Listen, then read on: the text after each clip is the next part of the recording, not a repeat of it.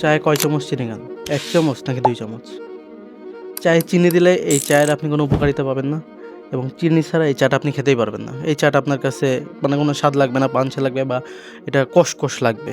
তো এই সমস্যার তো একটা সমাধান তো দরকার। চিনি ছাড়াই চা খাবো, চা খেতেও আমার মানে সুন্দর হওয়া লাগবে, একটা স্বাদ পাবো আমি চা খেলে এবং এই চা থেকে আমার উপকারও পাওয়া লাগবে।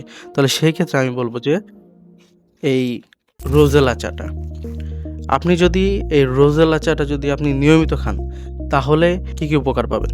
এই চা থেকে আপনি ১ম এ যে উপকারটা পাবেন সেটা কিন্তু এটা আপনার স্কিনকে গ্লো করতে সাহায্য করবে। আপনার তারুণ্যকে ধরে রাখবে, আপনার ওজন কমাইতে কিন্তু এই চাটা সাহায্য করবে। স্ট্রেস দূর করতে সাহায্য করবে, সারাদিনের ক্লান্তি ভাবটা কিন্তু কেটে যাবে এই চাটা খেলে। ইকোরির এই রোজেলা চাটা যদি আপনি খান, তাহলে আপনি এই উপকারগুলো কিন্তু পাচ্ছেন। তো যারা একটা সুন্দর চা খেতে যাচ্ছেন, চিনি বাদে খাবেন, টক মিষ্টি এবং উপকারও লাগবে অনেক। তো সেই ক্ষেত্রে বলব আপনি এই চাটা কিন্তু সংগ্রহ করতে পারেন।